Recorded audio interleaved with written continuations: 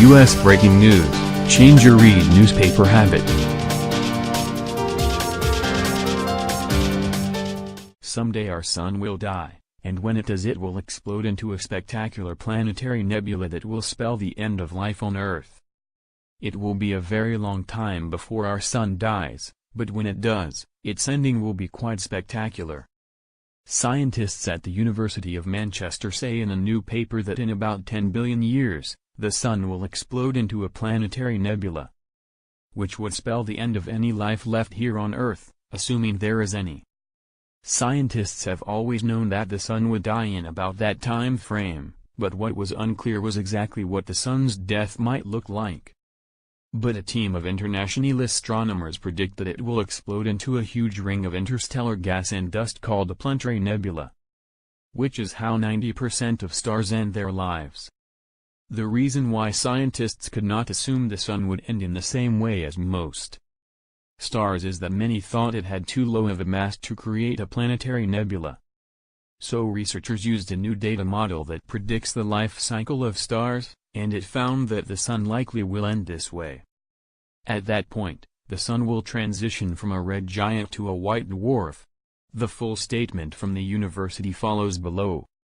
Scientists agree the sun will die in approximately 10 billion years, but they weren't sure what would happen next, until now. A team of international astronomers, including Professor Albert Zijlstra from the University of Manchester, predict it will turn into a massive ring of luminous, interstellar gas and dust, known as a planetary nebula. A planetary nebula marks the end of 90% of all stars' active lives and traces the star's transition from a red giant to a degenerate white dwarf. But, for years, scientists weren't sure if the sun in our galaxy would follow the same fate. It was thought to have too low mass to create a visible planetary nebula. To find out, the team developed a new stellar data model that predicts the life cycle of stars. The model was used to predict the brightness, or luminosity, of the ejected envelope, for stars of different masses and ages. The research is being published in Nature Astronomy on Monday, 7th May. Professor Zijlstra explains. When a star dies, it ejects a mass of gas and dust, known as its envelope, into space. The envelope can be as much as half the star's mass. This reveals the star's core, which by this point in the star's life is running out of fuel, eventually turning off and before finally dying. It is only then the hot core makes the ejected envelope shine brightly for around 10,000 years, a brief period in astronomy. This is what makes the planetary nebula visible.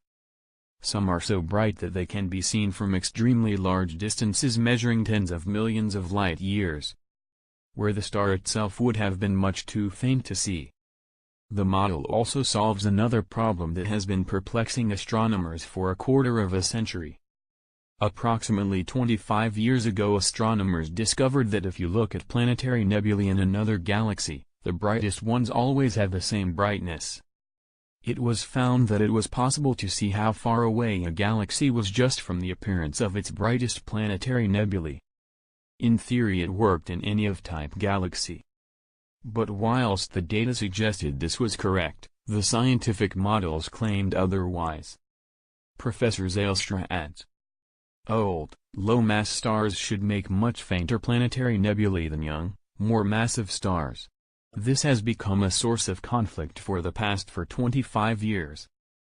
The data said you could get bright planetary nebulae from low-mass stars like the Sun. The models said that was not possible. Anything less than about twice the mass of the Sun would give a planetary nebula too faint to see. The new models show that after the ejection of the envelope, the stars heat up 3 times faster than found in older models. This makes it much easier for a low-mass star, such as the Sun, to form a bright planetary nebula. The team found that in the new models, the Sun is almost exactly the lowest mass star that still produces a visible, though faint, planetary nebula. Stars even a few percent smaller do not. Professor Zijlstra added. We found that stars with mass less than 1.1 times the mass of the Sun produce fainter nebula, and stars more massive than 3 solar masses brighter nebulae. But for the rest the predicted brightness is very close to what had been observed. Problem solved, after 25 years. This is a nice result. Not only do we now have a way to measure the presence of stars of ages a few billion years in distant galaxies, which is a range that is remarkably difficult to measure, we even have found out what the Sun will do when it dies.